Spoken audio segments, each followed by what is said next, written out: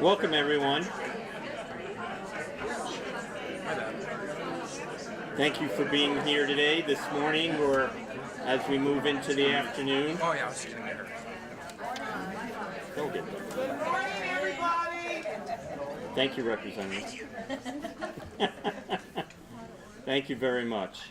Again, welcome to everyone. My name is Arnold Weinfeld. I'm Interim Director at Michigan State University's Institute for Public Policy and Social Research. And we again welcome you to the first of our 2019 Public Policy Forums here in the Mackinac Room. We've been doing this for a number of years, over 26 years now. We've had over 3,000 people gathered here during that time, and it helps to serve our mission to connect campus and community on policy and with policymakers. IPPSR's strength is to combine these forums with policy education, leadership education, and survey research, all tied together in our quest for knowledge and crucial answers to compelling issues and questions of the day. And aside from these forums, you might also be familiar with some of our other programs, such as our Michigan Political Leadership Program, our Rosenthal Internship Program, our State of the State Survey itself. Lynn Stork, our State of the State Survey Director, is here today, as is a number of our other staff that I'd like to take a moment to introduce. Cindy Kyle, our Marketing and Communications, Catherine Kusick, who helps run our MPLP and Engage programs. We have some of our grad assistants here, Leah and Hannah, who are helping today. They'll be writing blogs and or help check you in. So my great appreciation to the staff. And speaking of staff, I want to welcome those new staff and returning legislative staff that are here today, as well as I see several new representatives and legislators here today. So thank you for attending as well. And I would like to remind legislative staff and legislators that we'll be holding the first in our series of legislative staff trainings here in this room on January the 25th from 9 to 4. We'll have representatives from the Service Bureau, House Fiscal and Senate Fiscal Agencies, Library of Michigan, as well as veteran staff talking about office setup, policy. Our luncheon speaker will be Ari Adler, who has a lot of experience here in the Capitol with media relations, and he'll be talking to staff about that as well. So please go to our website, and if you're legislative staff, sign up for that. Now I'd like to introduce Anne-Marie Schneider of our staff. Anne-Marie has been coordinating and managing these forums for some 25 plus years now and doing a fantastic job of it. And so to introduce today's topic and today's speakers, Anne-Marie.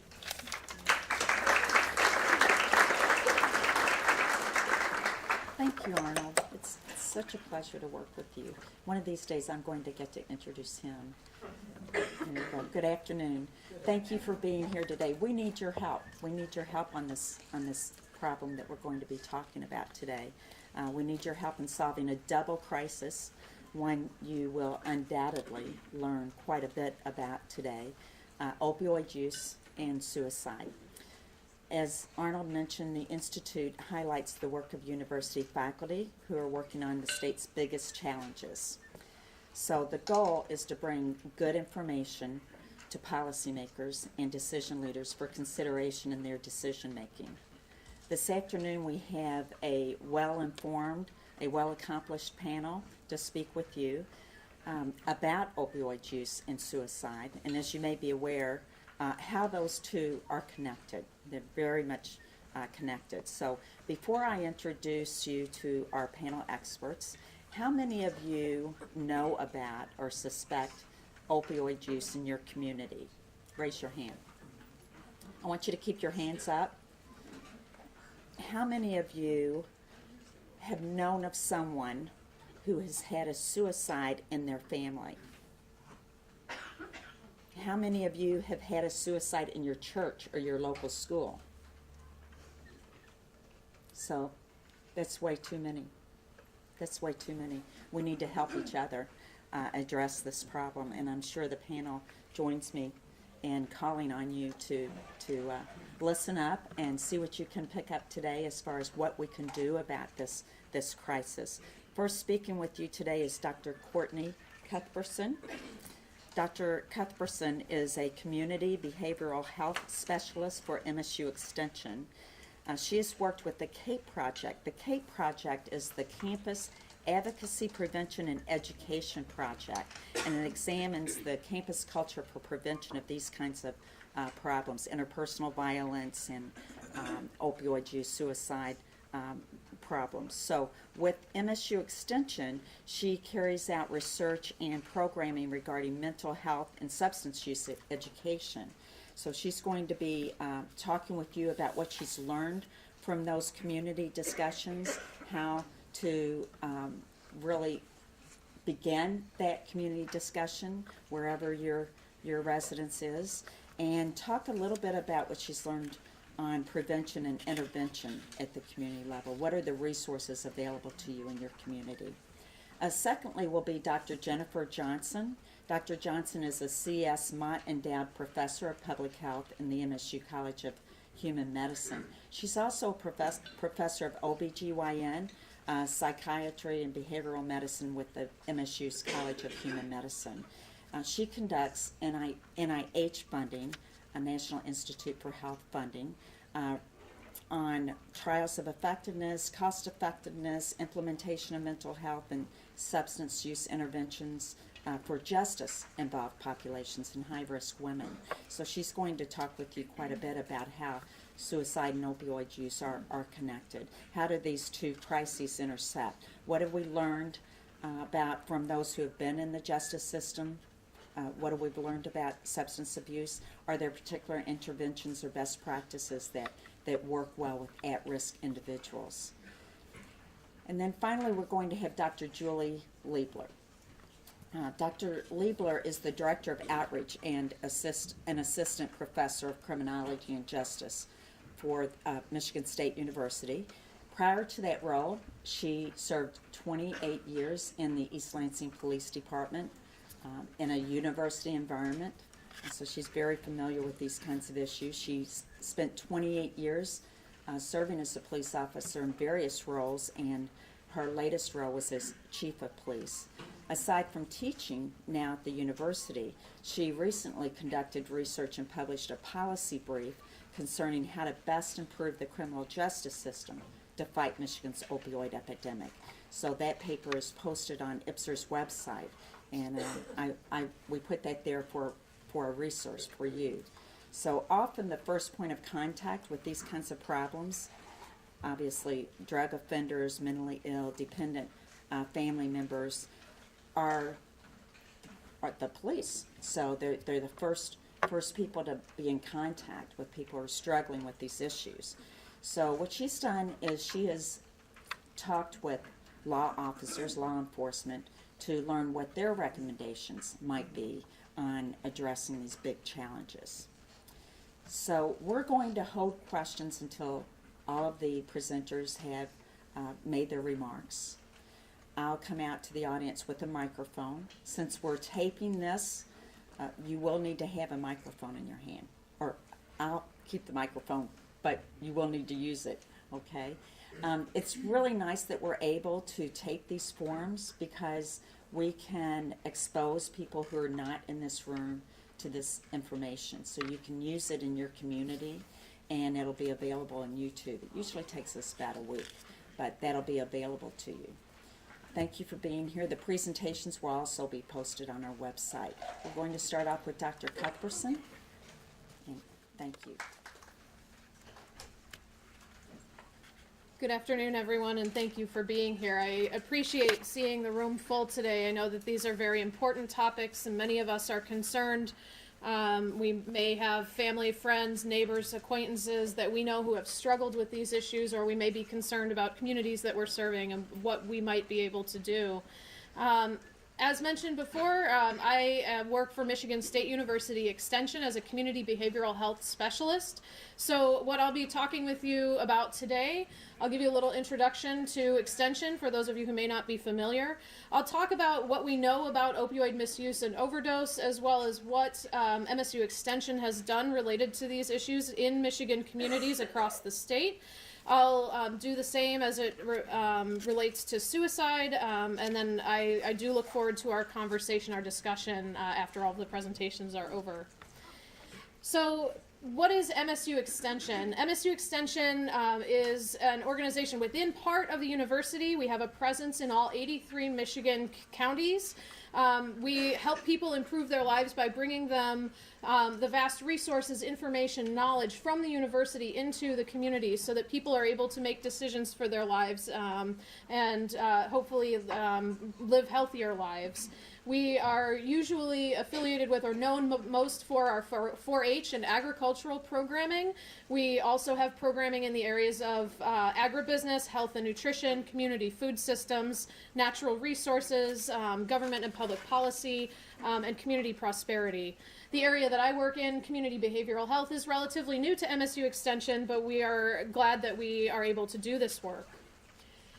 So what do we know about opioid misuse and overdose? The chart that I have on the slide for you, this is looking at opioid overdose deaths from the span of 1999 to 2017. We know that nationally the rate of opioid overdose deaths increased over 5 times in that time span. I'll point out a couple of things here. When opioid overdoses started to really pick up, they were primarily related to prescription opioids. What we see happening around the 2011 point, you can see that there is an uptick in heroin-related overdose deaths. Some have said that this is related to reformulations in some prescription drugs to make them longer lasting, so people needed to use more to feel the same high or the same effects, and many at that time transitioned to using heroin. What we see around 2013 is a dramatic increase in the number of opioid-related deaths that are related to synthetic opioids. So one that we hear a lot about is fentanyl. So that is just one example of a synthetic opioid. What does this look like when we look at our own state here in Michigan? I have on the screen here, Michigan is in yellow, United States in orange. For quite a while, Michigan was beneath the national average related to opioid-related deaths, but we can see as of about 2013, the rate of opioid overdose deaths in Michigan has surpassed the national average. I mentioned that nationally, the rate between 1999 and 2017 went up 5 times. In Michigan, it went up 17 times. And there are many communities that are struggling with this issue. In 2017, about 130 people every day died from opioid-related causes. Of those, 7 were Michigan residents every day.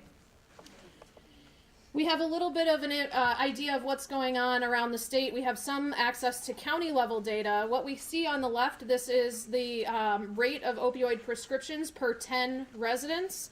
And on the right, we have the rate of opioid deaths per 10,000 residents, and both of these are from 2017. I'll have to get creative in the names of the colors here with the map, but what I would like to highlight is that when we look on the left, there are 20 Michigan counties where there are more than 10 opioid prescriptions per 10 residents. Those are the colors, we'll call them purple, fuchsia, and salmon. Those are the counties where there are more than 10 opioid prescriptions per every 10 residents. And what we can see between these maps is that opioid-related deaths don't quite correspond to the counties with the highest rate of prescriptions. We did see in 2017 there was an 11% decrease in the number of prescriptions for opioids compared to 2015, and yet the rate of death continues to increase.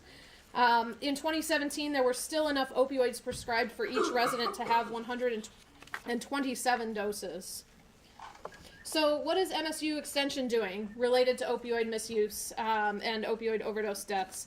One of the first things, we are providing presentations at different community events. This could be a health fair, this could be other types of events. I've included some pictures here. We have a medicine cabinet display that travels with us. The pill bottles that you see have questions about the opioid crisis on the outside and answers on the inside as a way to really engage those participants who come and attend to learn more about what the opioid crisis is, who is impacted by it, as well as what individuals and communities can do to be able to lessen the impact of opioids.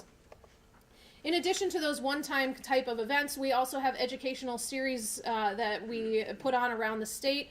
These tend to be 6-week series.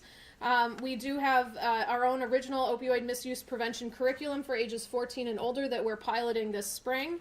There are 2 programs that are evidence-based that MSU Extension offers. One of those is called the Wellness Initiative for Senior Education. This is for opioid misuse prevention for older adults. And then we also offer chronic pain self-management classes, which are known as chronic pain path classes. So how can those who deal with chronic pain learn to manage their symptoms and be mindful about the health conditions that they're facing? What have we heard from communities about opioids as we've been going around and doing these different activities? We've heard quite a lot.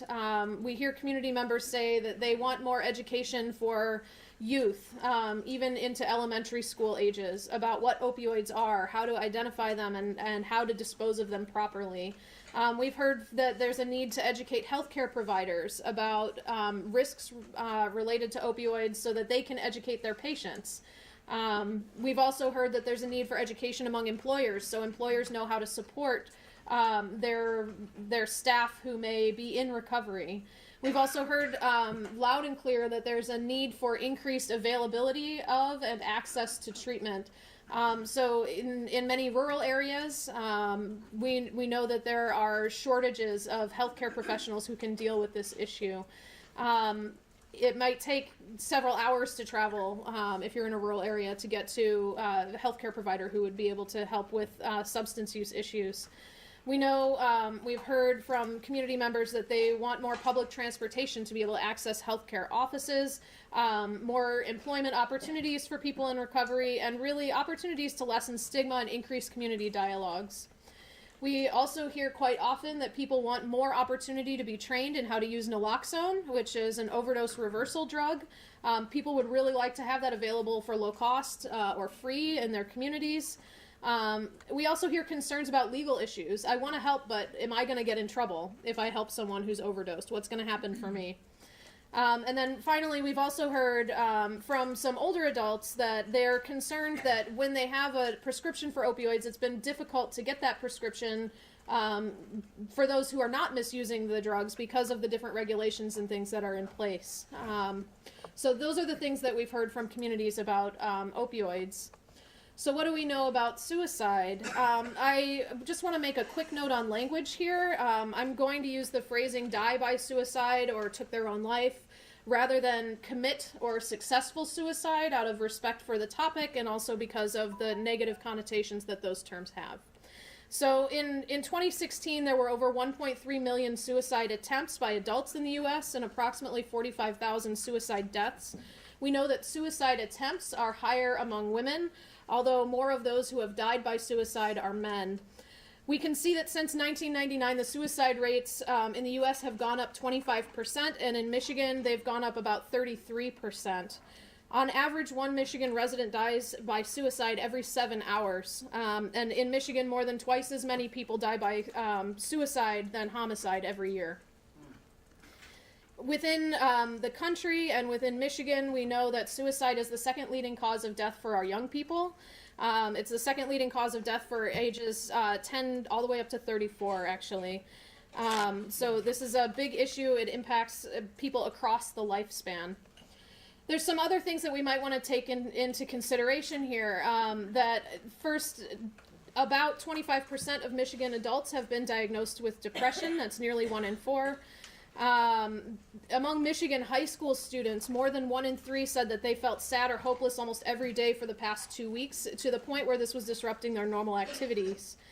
More than 1 in 5 Michigan youth said that they've seriously considered attempting suicide, and 1 in 6 took a prescription pain medicine without having a prescription or in ways other than indicated by a doctor.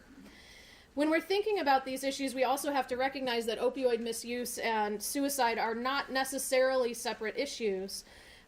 We know that the percentage of adults who have seriously considered suicide is 3 times higher among those who have misused prescription drugs, including opioids, compared to those who have not misused prescription drugs. There's a similar trend among youth as well. Suicide, the percentage of youth who report having attempted suicide is nearly 3 times higher among those who have misused prescription drugs than those who did not. We also know that adults who have higher doses of opioids are at increased risk of suicide. Those higher doses offer access to lethal means. And adults who have an opioid use disorder are 13 times more likely to die by suicide than the general population. We know that when we're talking about what might put someone at risk for either of these issues, opioid misuse, opioid overdose deaths, suicide, many of the risk factors are similar and include things like physical health problems, behavioral health problems, social isolation, experiencing trauma, adverse childhood experiences or ACEs, those things that might happen to us very early in life that could be quite traumatic. We know that the higher number of ACEs that one has, the worse the health outcomes are 20, 30, 40 years down the line. We know that 22% of Michigan adults have 2 or more ACEs, 15% have 4 or more. So we can think about what those risks might look like among the residents in our state. So what is MSU Extension doing related to suicide? We are having another pilot program this spring in 5 Michigan counties. This is a youth photo voice project so that young people can learn some photography skills and also explore in a creative way what mental health, mental illness, suicide, and opioid use mean to them and their peers. And this photo voice project will culminate in a public display of their photos with some of their own descriptions of what that means. Related to both of these issues, as well as other behavioral health issues, MSU Extension is offering mental health first aid. This is a 1-day training, an 8-hour program that is evidence-based and works to have participants increase their knowledge of different signs and symptoms related to mental health issues, increase knowledge and skills to be able to reach out to someone who might be facing a mental health crisis, and refer them to appropriate resources. This curriculum also works on trying to break down some of that stigma around different mental health issues to be able to make those conversations a little less awkward and a little easier for people to manage. There was a specific opioid response supplement added to this curriculum in May of 2018. Additionally, we're offering documentary film screenings. We've had 5 of these in the past year. We're looking at 4 or 5 in the upcoming year. We host these in partnership with local coalitions in the counties where we host these events. We have the film screening and then the panel discussion afterwards. Panelists include a variety of people who might be related to this topic or have been influenced by this topic. So people in recovery, surviving family members, doctors, mental health professionals, folks who might be related to criminal justice. And we have posters on the slide of the 3 films that we've been working with. One is called Warning, This Drug May Kill You. That's about the opioid crisis. Chasing the Dragon is also about the opioid crisis. And finally, we've got Suicide, The Ripple Effect, which was a new release this past year. We're also trying to make information more easily accessible by creating fact sheets about these different issues. So we have 2 that are out now and a handful more that we're working on. One is called 5 Things to Know About the Opioid Epidemic. The other one right now is called How to Support Survivors of Suicide Attempts. Both of these are available on our website. And finally, what have we heard from communities about suicide? People want to understand better what those warning signs are. In several of the trainings that we've offered, we hear people say, well, I know someone who died by suicide and no one knew. I wish that, now that this has happened, I went back and I tried to find everything I could have seen to know, to be able to help, to be able to prevent the loss of that person. People want to be able to better understand warning signs. They want to be able to do something to reduce suicides. There's a big concern about young people right now as well. I mentioned that suicide is the 2nd leading cause of death for our young people. So there's concern in communities about how to improve the situation in those communities, how to improve those protective factors, those things that would make it less likely that someone might attempt suicide. We've also heard very loud and clear about a need for education among general community members. Again, increased access of and availability of professional treatment, the importance of lessening stigma, and ongoing support for those who may be experiencing suicidal thoughts or other mental health issues. So that's my presentation for you today, and I look forward to the questions and any conversation later. So thank you. Fantastic. I'm Jennifer Johnson from MSU's Division of Public Health in Flint. I'm a licensed clinical psychologist, and I work a lot with folks involved in the justice system, but also people at risk in the community. So, briefly, suicide is the leading cause of death overall, and as was said, the second for young people and young adults. 47,000 suicides last year, 1.3 million suicide attempts. White males are actually most at risk. They account for 7 out of 10 suicides, especially middle-aged, but there's no demographic that is not at some risk. To look at suicides in Michigan, these are age-adjusted suicide mortality rates. Blue is better, red is worse. So you can see that there's actually a lot of variation across the counties. As was shown before, Michigan is at the average or maybe slightly less than average overall for the United States, but definitely there are counties that are above the U.S. average. When you look at methods of suicide, in the United States, 51% of suicides are by firearms, 25% by suffocation or hanging, and 17% by poisoning, and this is often drug overdose. And so those 3 methods actually account for more than 90% of suicides. And let me tell you why this is important. So it's really interesting. I think sometimes people will use the word like suicidal tendencies. That's an old phrase that people don't really use. But the truth is that most suicide crises are impulsive and come on quickly and also pass. I mean, there are people who are chronically at risk, but the risk goes up and down. So in one study, they found that 70% of people who made a suicide attempt had the thought less than an hour before they made the attempt, and 25% had the thought less than 5 minutes before they made the attempt. And so this means that one of the really important ways to reduce suicides that's been found empirically is to reduce access to lethal means. So a lot of cities are doing things like putting nets on bridges, and naysayers will say, well, they'll just go to a different bridge. And there are a few determined people who will, but by and large, most people don't, right? Most people have the thought, they have the impulse. If the method is there, it's easy to act on it. I remember hearing a story of a teen who'd been bullied at school, came home. I think there was a gun sitting on the side table or something. It wasn't locked up, right? Killed himself. It was just, it's the combination of a bad moment and a way to do it. So one of the things that we do in terms of policy suggestions are restricting access to lethal means, bridge barriers. Like I said, the impulse is past, so anything that puts time and space between the impulse and the action can prevent suicide.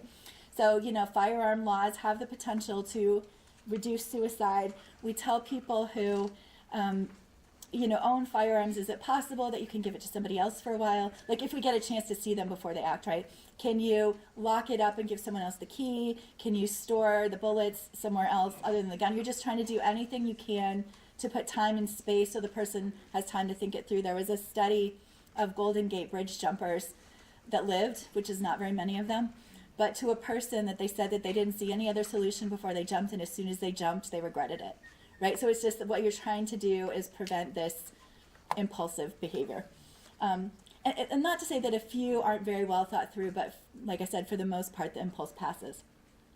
What else can you do? Mandate that nurses and primary care providers be trained in suicide assessment and risk management. A lot of these policy recommendations, you'll see there's URLs below. They come from the American Foundation for Suicide Prevention website. Really good website, probably the best website on this topic in the United States. They have a lot of policy recommendations, policy briefs, details if you want them. But this is one of the things they recommend. Less than half of people who commit suicide have seen a mental health provider in the 30 days before their attempt, but 75% have seen some kind of health provider. And nurses and primary care docs aren't mandated to understand suicide screening or to necessarily know what to do with it.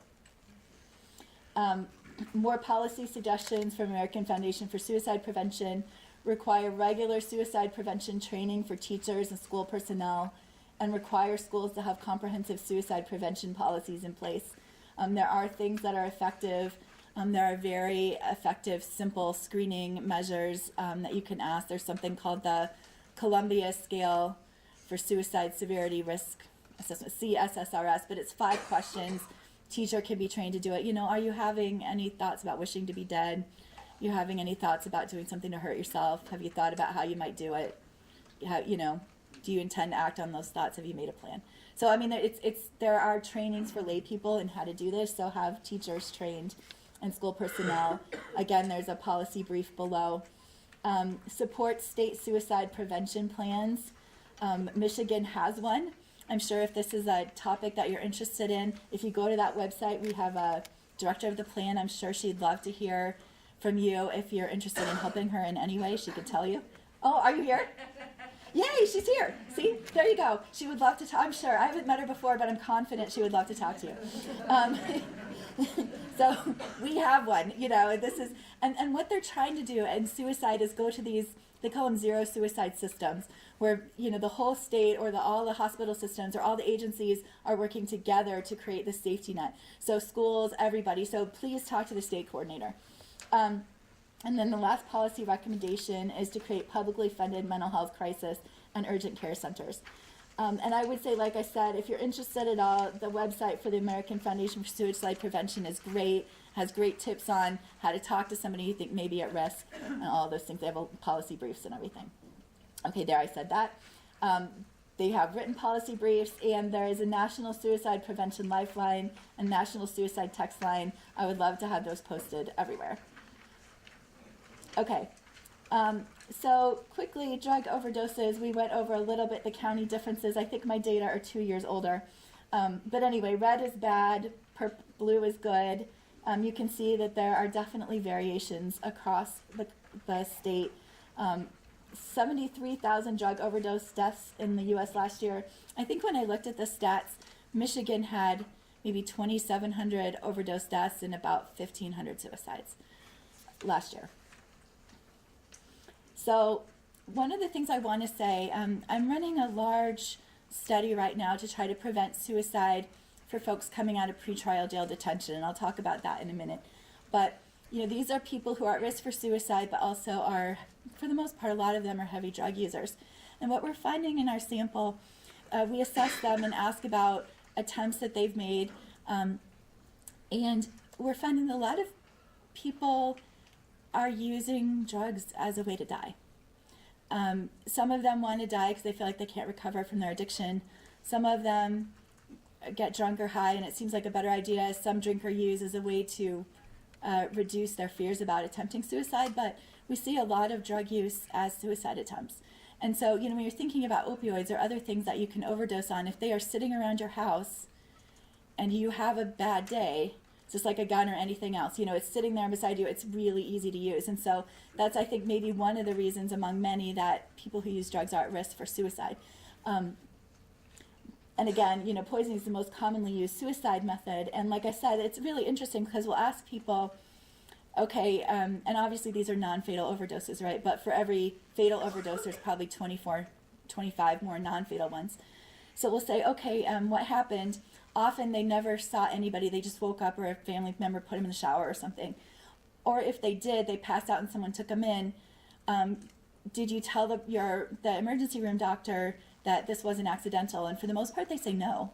They don't want to go to the psych ward. So I think the majority of overdoses are accidental deaths, but some of them are not. And so by not asking those questions, we're missing some of this. All right. Criminal justice system, and then I'll tell you what this has to do with the other two topics. So 15 million people pass through the criminal justice system each year. If you think about that, that's 1.5 Michigans, right? On any given day, 2.2 million are incarcerated, and that's more than the population of each of the 16 smallest U.S. states, least populous U.S. states. That's a lot of people. And for the most part, these people are in the community on any given day, right? If you go into pretrial jail detention, that's where you go when you're arrested, drunk and disorderly, something happened, you're arrested, put in jail, they may bond you out, they may charge you, they may not. But that's 11 million people a year that come into contact with that system, usually for a few days at a time. And the case I make is this is a lot like an emergency department, right? You're picking up the people who are most at risk for mental health problems, 60% have mental health problems, most at risk for addiction, 80% have addiction problems, you know, at a point when they're in crisis, something obviously isn't going well. And so if you don't think of this system as part of your U.S. health system or state health system, you're really missing something important, because the system is touching a lot of your folks most at risk and in crisis. So again, U.S. has the highest incarceration rate in the world. And like I said, on any given day, 2.2 are incarcerated, but it's deceptive because the turnover in jail is so high, it really touched many millions per year. So what does this have to do with suicide and overdose? Well, I just told you. My colleague actually looked at the National Violent Death Registry before we did this jail suicide prevention trial and found that 10% of all U.S. suicides occur, well, where they know what the trigger was, occur following a recent criminal or legal stressor. And most of these are in the community following an encounter with the justice system. And that's why the National Institute of Mental Health reached out to us and said, hey, these folks aren't in mental health care, they are touching the justice system, can you do something about it? So that's what we're trying to do. And the three largest mental health treatment providers are jails. You got a lot of the people with substance use. And like I said, people are cycling in and out of the system all the time. So all of these are opportunities for suicide and opioid screening and prevention services. And let's see if I have my, oh look, I do. Okay, so this is something called the Sequential Intercept model, which Policy Research Associates has put together to try to help people get their heads around the really complicated justice system. So this is, and these intercepts are all places where people with mental health problems or addiction could be identified, screened, referred to services, right? You have an opportunity at any of these points to do something in terms of any health-related thing, but particularly suicide and drug screening. So, you know, if you have crisis lines, crisis services in your community, that's an opportunity. You're going to see a lot of people with addiction and suicide risk there. 911, law enforcement, initial jail detention, first court appearance. They might go to mental health court. The jail, they might be sentenced to jail, they might be sentenced to prison, they go in and out. The point here is it's a big, complicated system where people are crossing. It's actually really hard for the system to work in concert in terms of health issues. That's one of the challenges, but people are crossing these barriers all the time, and all of them are opportunities to intervene. So, you know, how does going in and out affect mental health and addiction care? Well, you know, prison is where you go when you're sentenced for a long period of time. It's actually easier to treat people in prison because they're there for longer. With jails, it's really hard. I've never seen a jail, every jail I've been in many states, it works really, really hard, and none of them are adequately staffed. They have, you know, I know one that has 13,000 admissions a year and 1 day a week of a psychiatrist. And you think about the number of people with psychosis or mania who are going through there. I mean, they just don't have time, and they're trying really hard to link folks back to community mental health, but community mental health doesn't always have a good way of knowing when somebody who dropped out of treatment is off their meds, got psychotic, or is addicted, you know, gets picked up in the street because they're talking to themselves and bothering people. They come back to jail. The jail, you know, once they get them sort of coherent enough to talk to them, you know, may not be able to link them to their medications. Just all the going through the system does not lend to treatment stability, right? So to the extent to which we can serve people while in the community and keep them out of the justice system, that's ideal. But then if police or law enforcement or whoever gets called, the extent to which we have ways in place to connect them then to the appropriate mental health or addiction services is important. So what actions can you take? This is, if I could do anything, if I had a magic wand for Michigan, this is my thing that I would do, is to reduce incarceration rates in Michigan by 25 to 50% over the next 10 years. I think a lot of this can be done through sentencing reform, which I know Julie's going to talk about. But it's really interesting. Michigan is about middle of the road in the United States in terms of incarceration rates, but the United States is by far the highest country in the world. I came from Rhode Island, Massachusetts, and I work a lot with women, and it's really interesting because I would see women for a drug crime that might have gotten them 6 to 12 months in Rhode Island or Massachusetts, they're in for 3 to 8 years here. And I knew maybe 5 women who were serving life between Rhode Island and Massachusetts. We have 200 here, and a lot of them are for drug crimes. And I don't understand that. Anyway, so, I mean, it's unfortunate also. I mean, there are people that absolutely need to be locked up, but to the extent that people are there for things related to addiction or mental illness, it's much more effective, less expensive to treat them in the community. And if you think about when people are incarcerated, they tend to be young, right? It's the 18 to 30, 35, that's the time that they should be getting jobs, they should be getting education, they should be starting families. And to pull all those people out of society, I mean, I look at those women and, 8 years, your kids are grown. So, like I said, sentencing reform, I think that we could make everyone healthier and safer and reduce our incarceration rates. And then adequately fund mental health centers, especially general fund dollars and publicly funded addiction treatment programs to reduce the circling in and out of jail. Part of what happened, the general fund dollars have reduced dramatically over the last few years. And part of the challenge is that a lot of these services that try to span these intercepts, like between community mental health and jails, to try to coordinate, okay, is this our patient? What medication should they be on? Can we give them back to you? Those take people, they take time, and they're not Medicaid reimbursable. So as the general fund dollars have decreased, community mental health centers have had to drop a lot of those bridging services.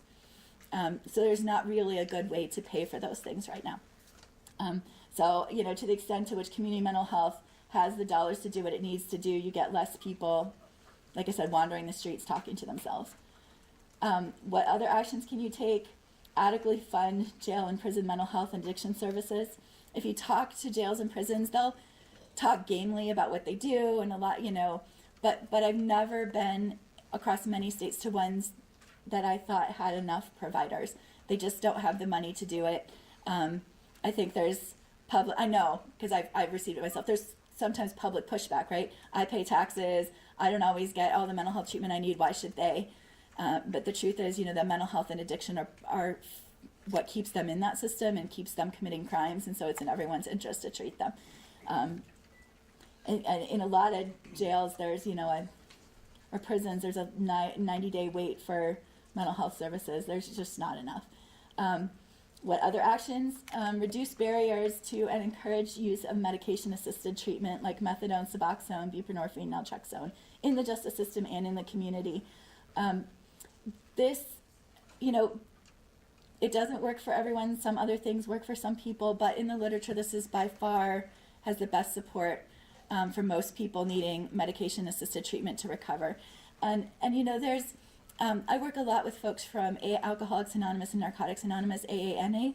I like those programs. I think they are great. They do a lot for a lot of people.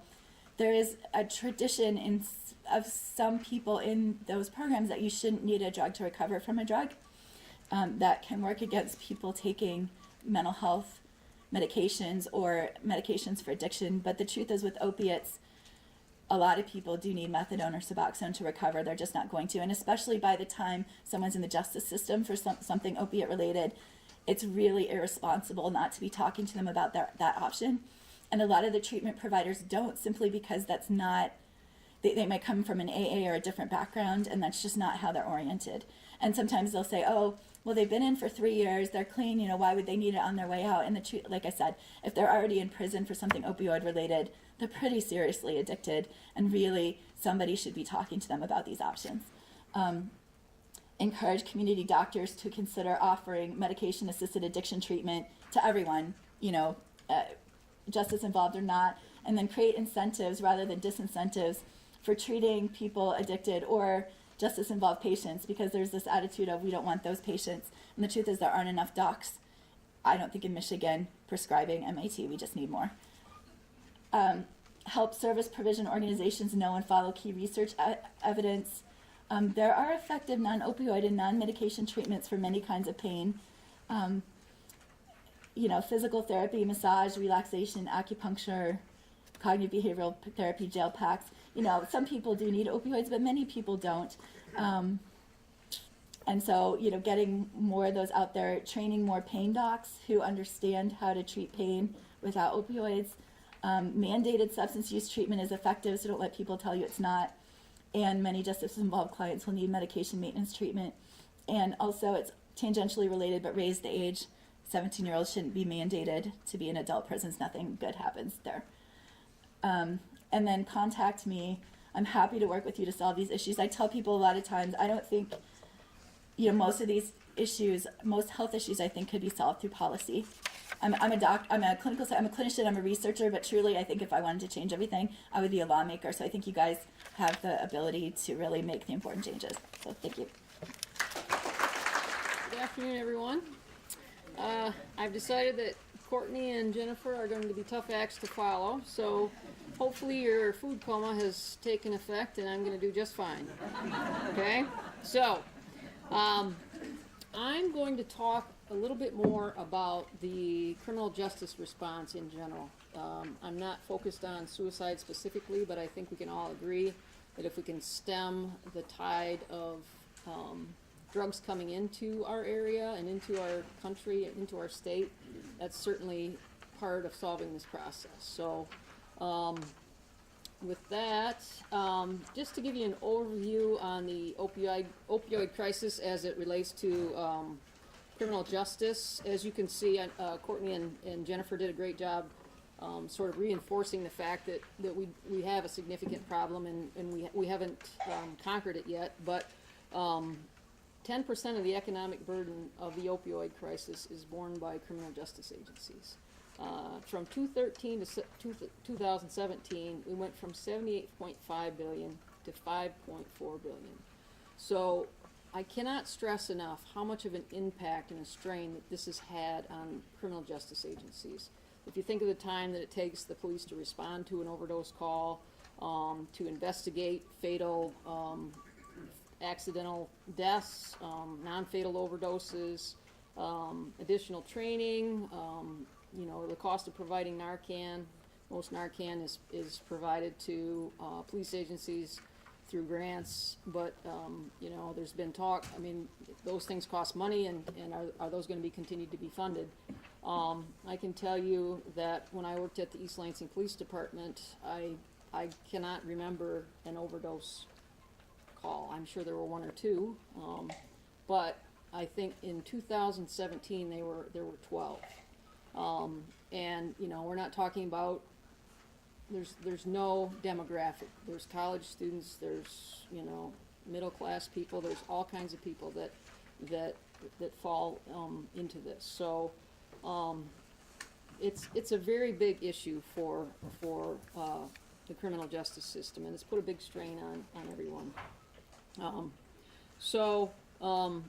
Most of we've obviously put a lot of effort into trying to address these issues across the nation and across the state. Most of the resources have been put toward prevention, treatment, and education. And obviously those are important things. They're good things and perhaps needed to happen before we focus on criminal justice issues.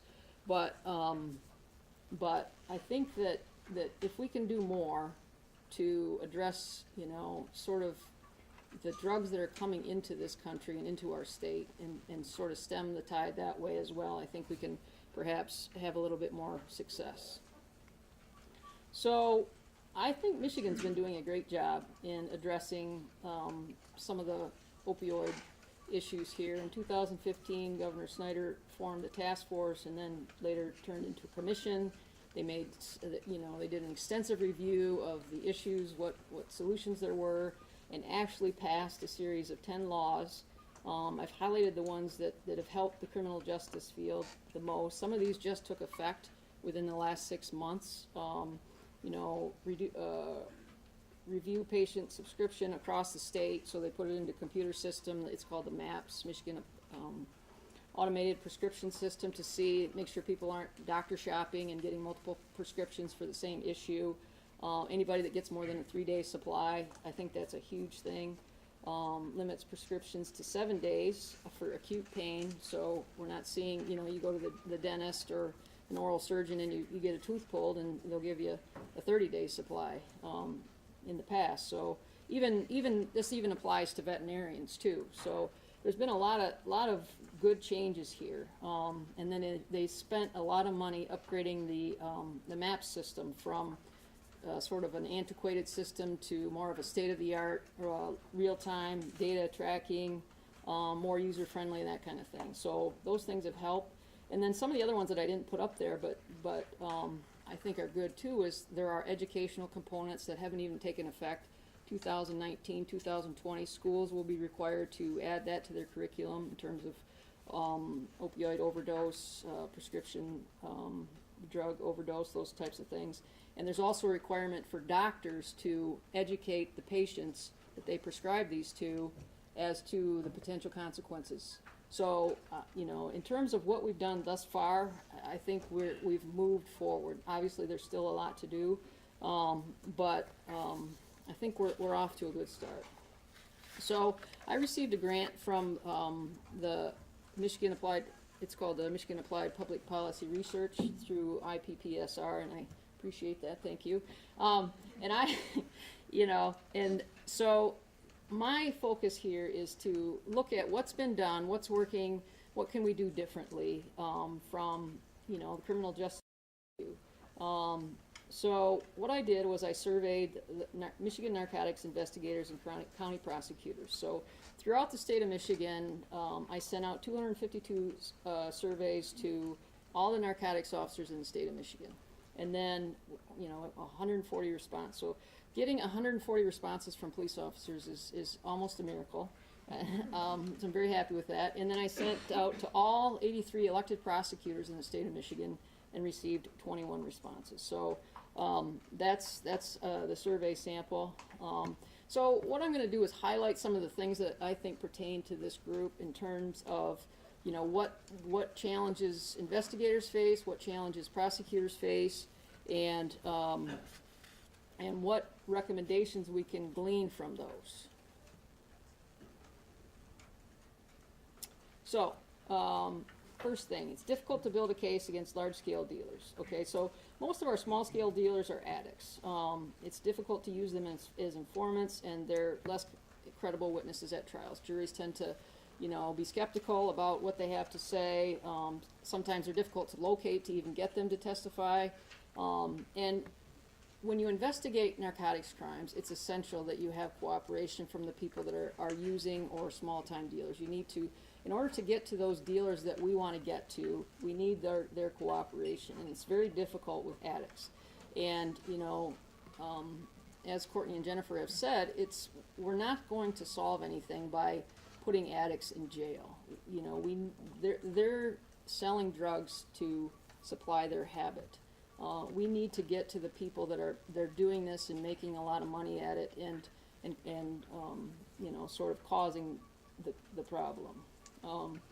Another thing that police officers mentioned that may be controversial, but something to think about is some of the unintended consequences of the Good Samaritan Clause and the readily availability of Narcan. So we have users that fake overdose to avoid prosecution. We have users that have less fear of overdose because of the availability of Narcan. And I'm not suggesting that we don't do that, obviously. We need to save lives, but perhaps there are other alternatives that we can do to tweak that a little bit so that we can address some of those issues as well. I talked to a detective from the Lansing Police Department, and he had people that within 6 months had received 7 or 8 different occasions had received a Narcan reversal treatment because they'd overdosed. So, these are some of the things that they mention. Also, another huge issue is the decrease in the number of investigators due to lack of funding. The way the narcotics investigation works in Michigan, there's about 28 specific narcotics investigation teams throughout this entire state, UP and everything. 22 of those are concept teams or task forces made up of all the local police agencies within that area, and then the state police oversee those jurisdictions. So each agency within a particular geographic area would contribute an officer to work full-time in that unit. I actually, when I was a police officer, I was much younger. I was an undercover narcotics officer at East Lansing. We always had our narcotics officer assigned there up until about 3 years ago. We finally had to take our narcotics officer out just because of the funding and the reduction in the number of officers we had.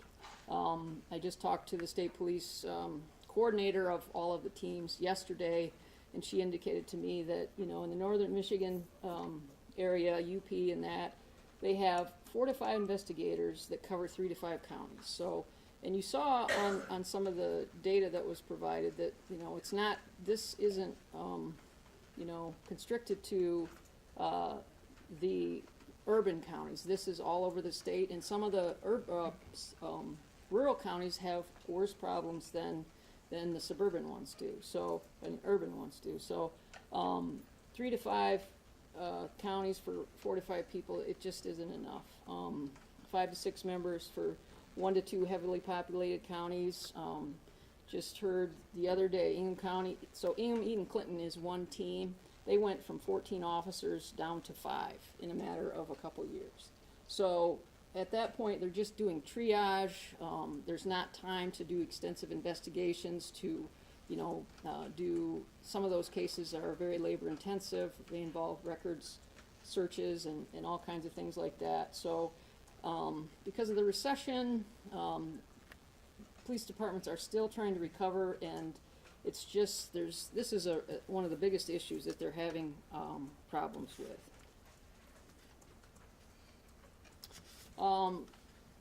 Another investigative challenge is that, and I didn't even know this, but Michigan is one of only 4 states that do not permit state and local police officers to use wiretaps. Out of, there's states that are more liberal than Michigan typically, and Michigan is one of only 4 states. And that's one of the things that the officers mentioned that they thought would be a good investigative tool that they could use that they're not able to use now. If they work in conjunction with federal agents, they can use this technology. And I actually saw it used once during a homicide investigation. There was a federal agent working with a team that was trying to locate the suspect, and he was able to, they have to have a search warrant obviously, but he was able to find the person's cell phone, and he was able to read text messages as they were being typed, and we were able to, sometimes you get down to the minutia, but those are things that can sometimes just help you solve a case. And so, that's another thing that they mentioned, that, even as smart as I am, I wasn't aware of that, so. When we talked to prosecutors, some of the things that we heard from them, another big issue is delay in receiving crime lab test results. There's a significant backlog for testing, so the drugs have to be tested, and we have to confirm that they're actually drugs by a lab person before we can prosecute. So it extends the time between arrest and prosecution. A lot of times the offenders are out on bond and they continue to sell drugs. Sometimes it makes it more difficult to find witnesses the longer you have to wait. So those are that's obviously an issue. Another thing that they brought up was it's difficult to determine the location or the jurisdiction where the delivery occurred. So especially when you have a delivery causing death, if you can't determine the venue, that's one of the main elements of the crime. So they made some suggestions in terms of perhaps broadening where you could actually charge people for those types of crime. And then another big issue is, synthetic opioids, fentanyl and that, because they can change the chemical compound to not meet the definition of a controlled substance. You have a substance, you can't prosecute them. And I know with synthetic marijuana, it was several years ago, they changed the law so it was a broad definition of that. So that was another thing, and it's hard to keep up with that technology, and as you know, laws don't change overnight. There's a long process that goes through there. So that's something that we need to definitely be able to keep up with. In terms of recommendations, so one of them was to provide alternative incentives for cooperation. And this surprised me. Even police officers who are typically more throw them in jail, said, you know, if we could provide them with immediate access to rehabilitation rather than, you know, jail isn't the only answer.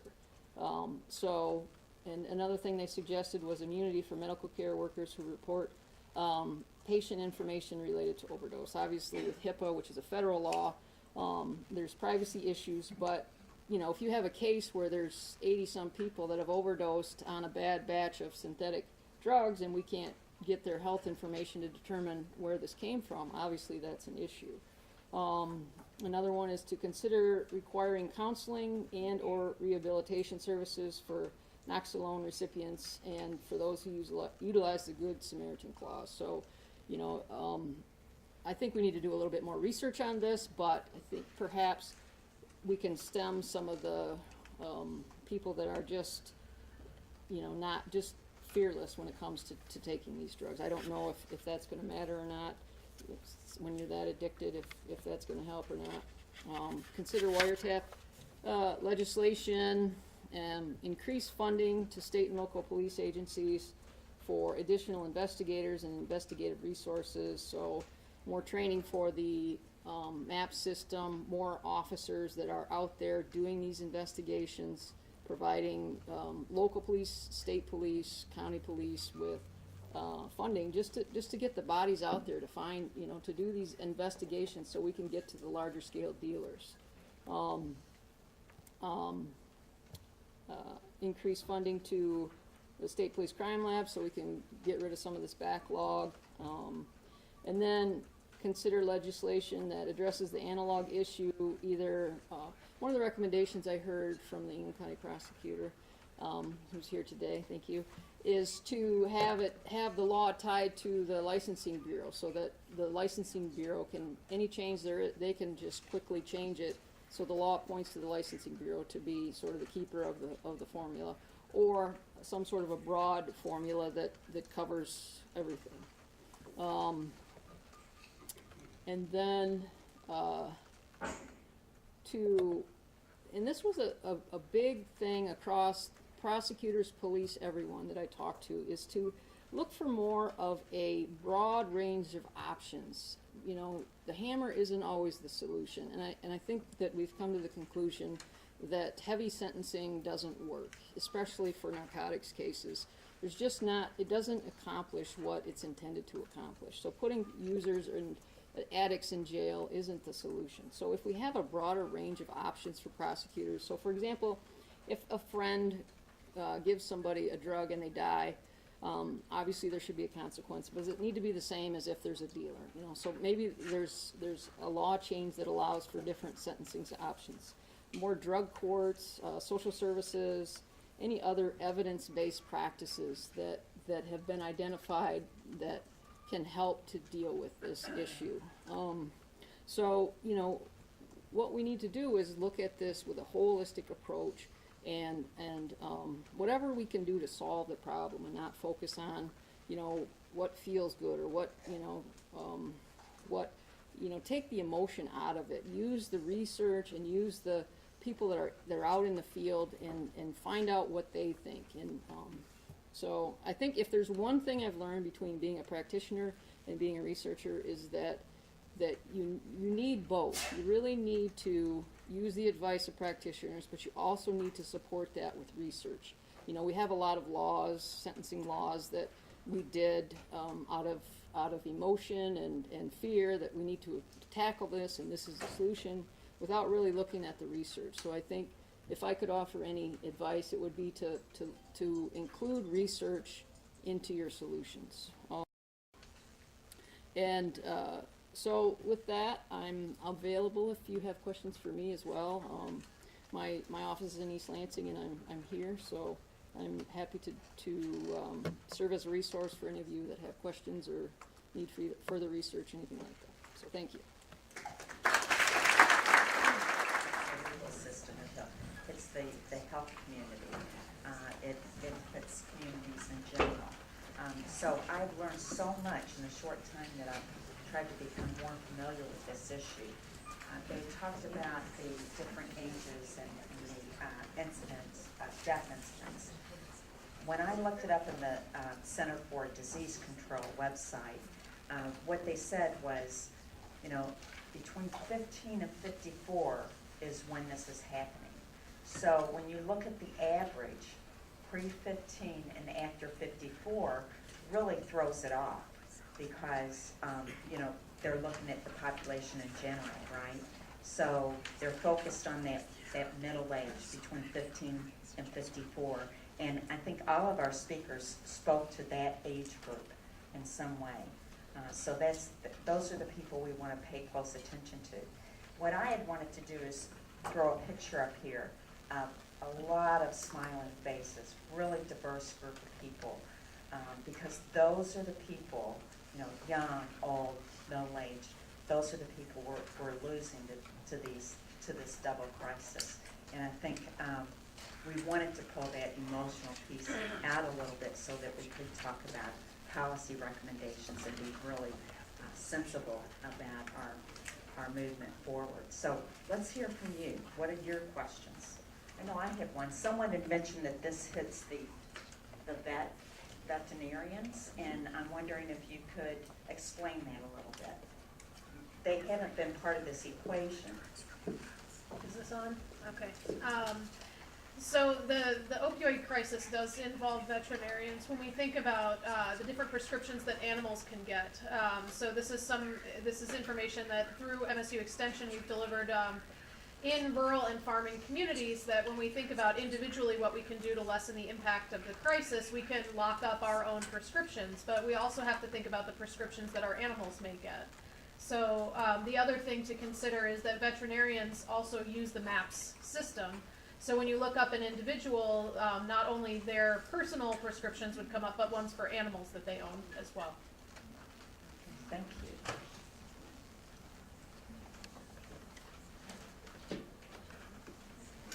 Hi, for whoever might want to try to answer it, if they can understand my question. The demographic aspect. I was talking to a district court judge recently who's in charge of the drug court in her area, and I mentioned to her what had become common knowledge, or at least to me, that apparently the opioid overdose epidemic has been primarily a white type of situation and a rural type of situation, although it may be starting to change. And she had never heard the fact that this was something that predominantly had the demographics of white, and it apparently is reflected in the fact that white males, for the first time since the statistic has been taken, they're starting to have a reduction in their life expectancy, and a lot of that is attributable to the fact that they are so much more involved in the opioid overdose epidemics recently in the past 2 years. Can anybody address that? Has that actually changed to be something other than primarily a white male problem with overdosing on opioids? Give me a second, let me look up the statistics. What I can tell you is that it is true that life expectancy for white men has gone down a little bit. I think, their life expectancy was about 10 years longer than black men, right? So it might just be, there's still this cumulative disadvantage, all the all the social and discrimination factors that combine to affect life expectancy. But I can get on my phone really quick and give you the answer to that. Give me 3 minutes, and I'll tell you. I would just add to that I think that we see that that conversation happen quite frequently when we're talking about the opioid crisis. I have frequently seen that critique that when we are talking about opioids, this is something that has impacted white communities, and we're calling it a health issue. If we compare to crack cocaine several years ago, that this was primarily dealt with through criminal justice avenues. So what I can speak to is that through Michigan State University Extension's efforts, we are keeping equity in mind when we're thinking about what these programs look like. I appreciate the question. I'm looking it up. Hold on. It'll take me a minute. Sorry, I was way over in the corner, but, yeah, my question pertains to, criminal justice and medication-assisted treatment. We had an issue in our district, and I think this is pretty common, where, an addict was put in jail, didn't have access to their, they were prescribed medication-assisted treatment of some kind, and they didn't have access to it in the jail, because the jail's policy was that they don't use they don't allow them. And so then when they were released, they promptly went and died of an overdose. And I know that's a big reason why people do overdoses.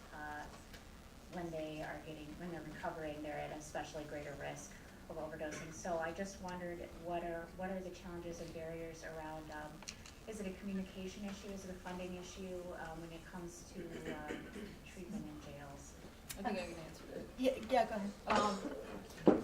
In Michigan, there's jails, they're called lockups, and they can house prisoners for 48 to 72 hours, and then they have to go out to the county. They have to see the judge, and then the judge will issue them commitment papers, and they go to the county jail. And the county jails have a lot more resources in terms of health care. They can prescribe medicine and all that stuff.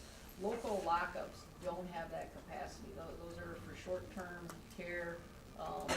They don't have the ability to manage prescriptions and those types of things. So that is a challenge. And, either if there is an issue like that, then a solution would be to either get them to the county jail quicker or get them to a local hospital where they can receive the treatment that they need. So. And to clarify, it was a county jail. Oh, okay. Yeah, so it's interesting, because I was looking at the answer to the other question, which I will give you in a minute. It was somebody who was on medication-assisted treatment, right? They were already being. Yeah, so that is a problem, and most jails nationally do not allow medication-assisted treatment because they say that there's a risk for diversion, which is true, but Rhode Island has piloted, and I think Massachusetts, where they provide it in the jails and in the prisons. There was just a big paper published on it, found it to be cost-effective, reduced deaths by a lot. So the jails will push back and say it's a big pain, it's a security risk, but jails do it and have managed to do it, so that is something I think is really worth considering because it does prevent deaths. I'd be interested in that too. Come find me after, yeah. So the answer is that you're right, it has been more of a white thing, but African Americans are catching up. In 2016, which is the most recent data I have, the rates, I think this is deaths per 100,000, I'm not sure, for white non-Hispanic was 17.5 and for black non-Hispanic was 10.3, and they were further apart. So I think it is still higher for whites, but like I said, unfortunately, African Americans look like they're catching up a little bit, but they're still lower.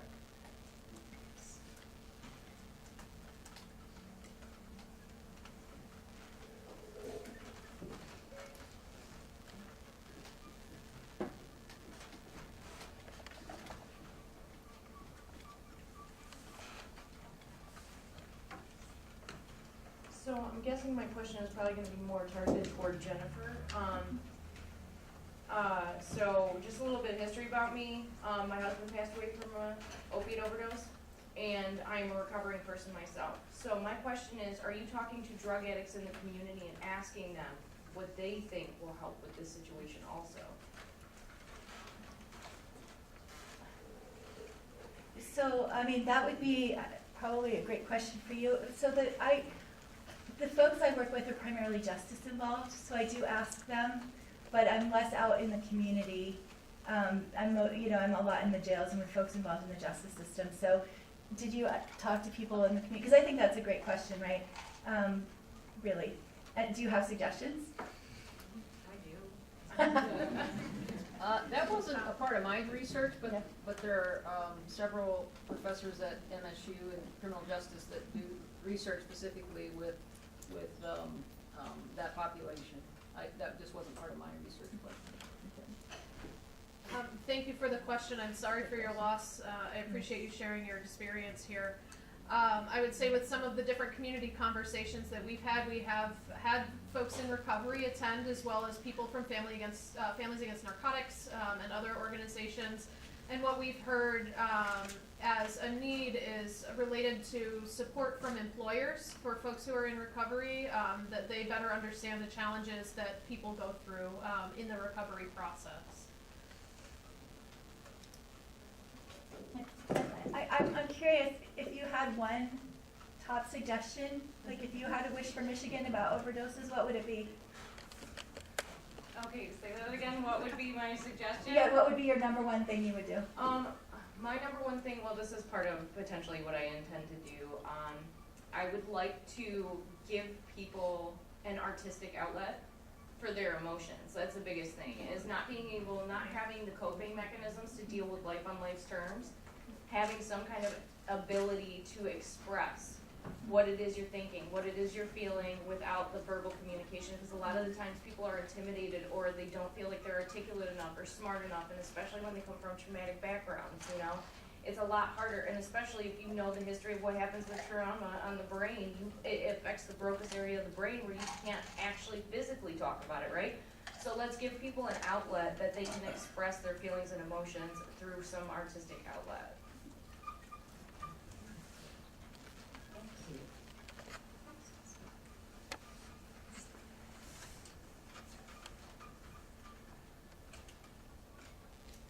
Hi, I'm a retired school counselor from Howell, and also work as a probation officer and a child and family therapist. And I want to just make a plug for something I'm not hearing here, which is the most effective treatment is healthy school systems. Healthy communities are created in a well-run school. Got my teacher training at MSU, and I worked at the Center for, in Lansing, the Center for Language, Culture, and Communicative Arts, which doesn't exist anymore. And it's an example of an incredibly healthy community for children. And it just doesn't exist anymore because the funding wasn't there, because of the crazy way we fund schools in Michigan. I want to say that I ran many groups for children that would not have had access to mental health treatment except through a public school. I ran lots and lots of groups. Do you know 1 out of 10 children in Michigan has a parent that's in jail? Those children were involved in groups in Parker Middle School, in Howell, where I worked. And they're deeply ashamed, as well as grieving. And I don't think that they're known. They're like the secret tragedy of how we deal with these issues. I want to say that I think school counseling is severely underfunded. School counselors are required to do all sorts of administrative duties, such as scheduling, which really interfere with their ability to do the mental health treatment that they are trained to do. In my school, there were 950 kids and 2 counselors, and I was responsible for all the scheduling. So about half your time is taken up with that stuff. And many days on it, I can recall days when I had multiple suicide things that I was dealing with. I don't know that anybody even keeps track of how much school counselors deal with those issues. Anyway, I just want to make that plug, and I also want to say it's a tragedy that most, especially urban schools, do not have more school counselors. What a ridiculous thing when the most rich communities have the greatest ratios, and the poorest ones have the least. That's ridiculous. Lansing Public Schools don't have elementary counselors at all. They have the greatest need. Having worked in that school, there was like a person with maybe an associate's degree who did some version. I was like, that's a tragedy. So anyway, I'd just like to say, when you think of all these things, prevention, an ounce of prevention for the pound of cure, and everything you can do to create healthy schools and to appreciate the roles that teachers and administrators and counselors do to create healthy systems for kids to grow up in. And that's where you should be putting your effort, in my opinion.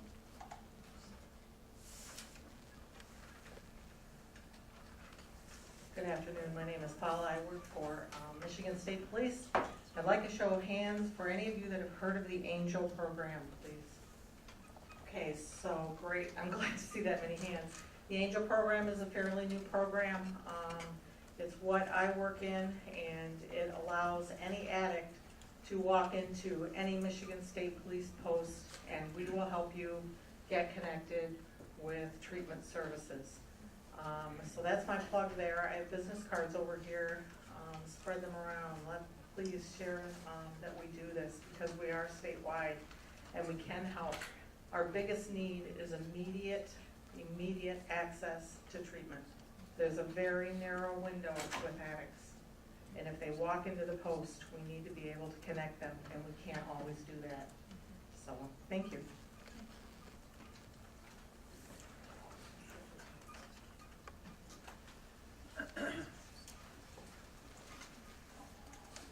I was just going to echo, I'm Macomb County Prosecutor, and I have my colleague Diane Neal here, who's our primary drug, oversees the whole response of our drug unit from the prevention aspect to the prosecution of the most severe drug deliveries causing death.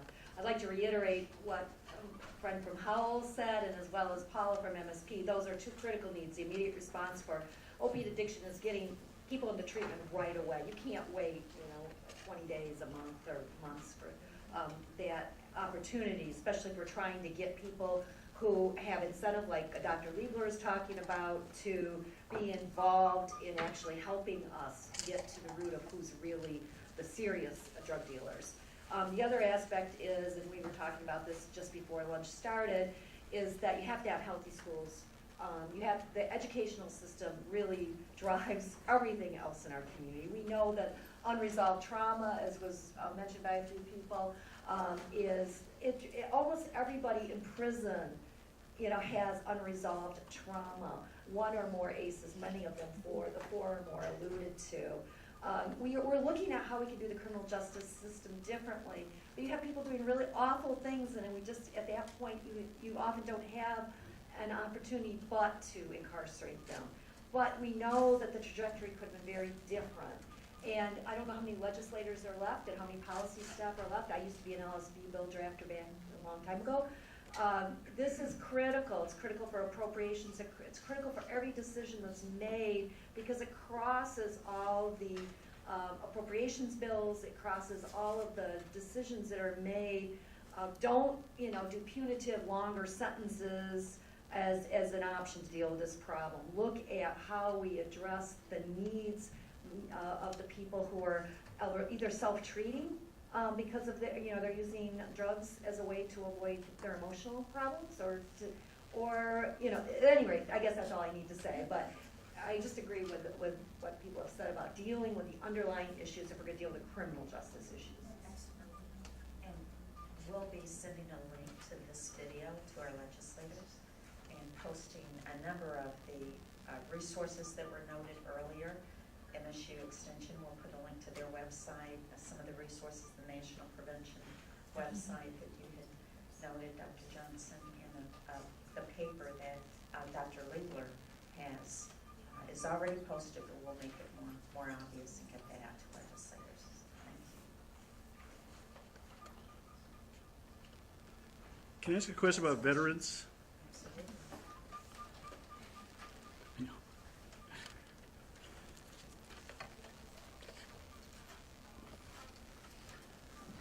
Could you address the rate of incidents or problems that are happening with the veterans community, male and female, and how much that's, any statistics or things related to that? I know that they're higher for both suicide and drug use, and if you give me a few minutes, I can look it up and off the top of your head. There's a statistic. So I can look.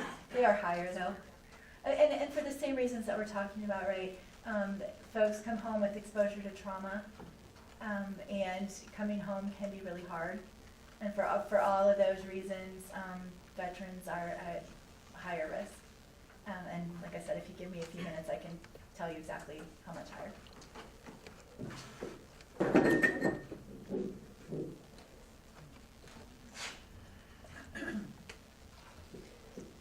I will say that one area where we see veterans, when they come back and are no longer in the military service, many are turning to farming as an occupation and a thing to be engaged in. We do see mental health issues and opioid use among farmers in the state, particularly with commodity prices the way that they have been over the past several years. We've seen an increase in suicidal ideation, suicide attempts, and farmers who have died by suicide. If we look at the dairy industry in particular, So I wanted to add in that through MSU Extension, we do have a couple of programs that are available. One is called Communicating with Farmers Under Stress, and this is for any professional who may work with or support a farmer or farm family to learn more about signs and symptoms related to stress, suicide, how to communicate in those difficult times, and connect folks to resources. We offer a shortened version of that workshop called Weathering the Storm for farmers and farm families themselves.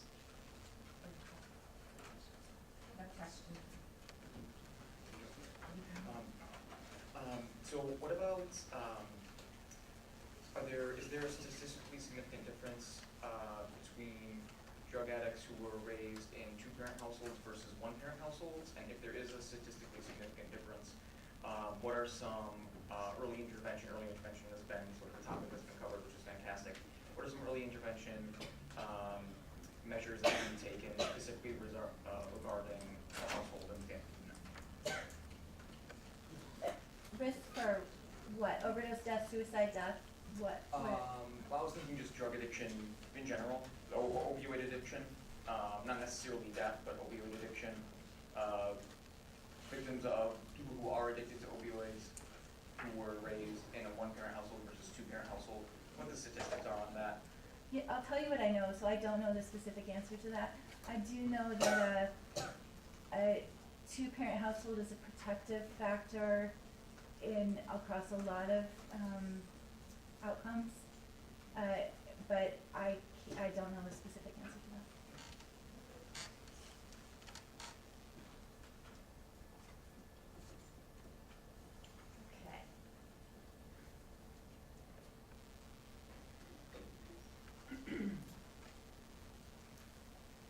So we've covered a lot of territory, and I think to dig in and get to the specifics of what we're recommending here, we definitely need to post the presentations that we've made available to you. I'd mentioned that we'll post the resources, but to put it in a nutshell, we've talked about prevention at the school level and more support for people who are able to provide those kinds of preventions that work, like school counselors. Art programs and expressive kinds of therapies was one idea that was brought up earlier. We've also looked at health services and how could health services be improved to serve people who are most vulnerable to these crises. So training is important. What to do immediately to respond to someone who's standing in front of you and is obviously under stress. That looks like something we need to pay more attention to. We have some options in some counties, some cities, but it doesn't appear to be a blanket response to those people. So we need to think through that a little bit more. As far as the legal community, how are they recommending that we handle this a little better? Wiretapping was one of the suggestions. Speed up the drug testing in order to nip it in the bud, so to speak, and get to some of the real root of the problem, and that is access to the drug. Access to the drug is a huge problem. At the community level, one thing that really rings loud and clear to me is what Dr. Johnson said about one bad moment and a means for committing suicide or taking drugs, at a moment of stress. We've all had a moment of stress. It's really difficult, and you get through it. But for a person who's not well, who is struggling immensely with just some of the social problems or whatever, financial problems, it runs the scale. That can be, that's an important message to all of us, and looking at our homes and looking at our workplaces and seeing how accessible are those means. Maybe we could make a big difference by managing that. So lots of ideas have been shared, and I hope all of you take them. Obviously, there are so many policy implications, again, in so many different areas. So if you are on any committee, this is something that you are able to address. I'm going to turn to our panelists and let them have the last word today. summarize their points, emphasize some things that they've said. It's really your choice. Closing comments. Dr. Cuthbertson?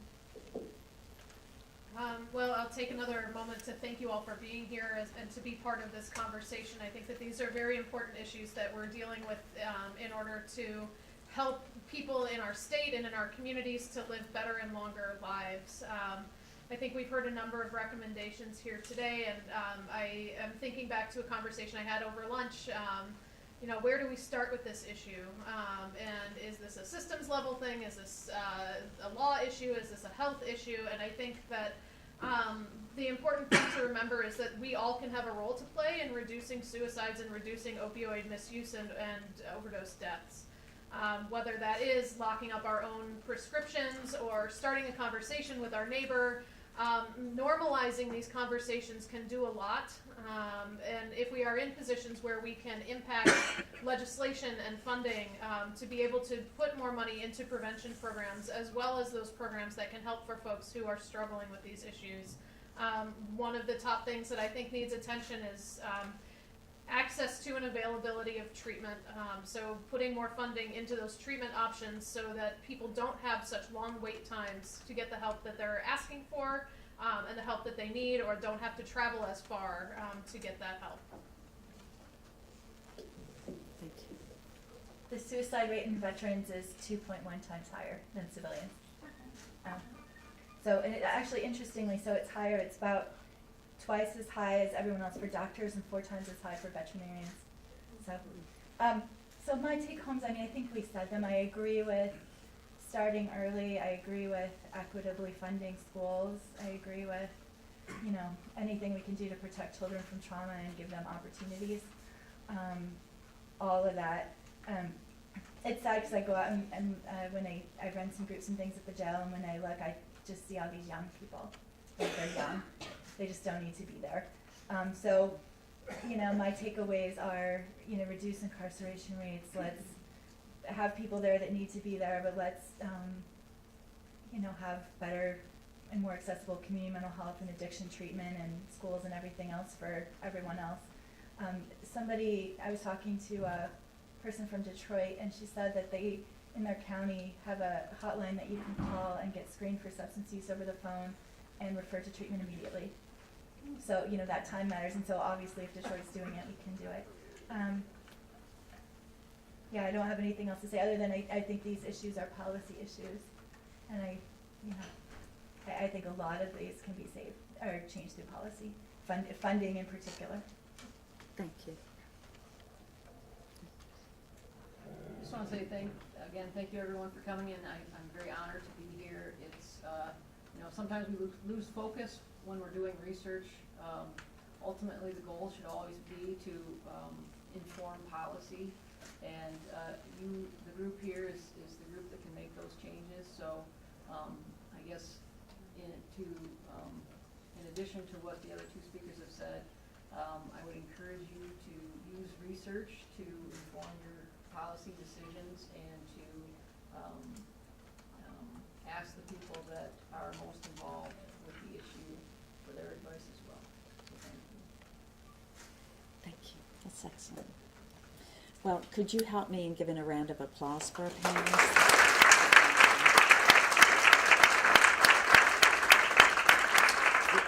We appreciate the work you do, and thank you for your help. Thank you for just being here, and I think everyone traveled a bit to be here. Thanks to our participants. You can make a big difference here. I think that's no doubt. We can do this together. So thank you. Our next forum is February 13th, and we're going to be talking about aging in our economy. The March 13th forum has to do with First Step Act, which is has everything to do with sentencing and helping people who have committed an offense, former ex-offenders, helping ex-offenders break away from their traditional habits and communities and find new skills. I think it'll be really informative, and I bet that it will have an impact on what we talked about today. So I hope to see you very soon. In the meantime, stay warm. Thank you.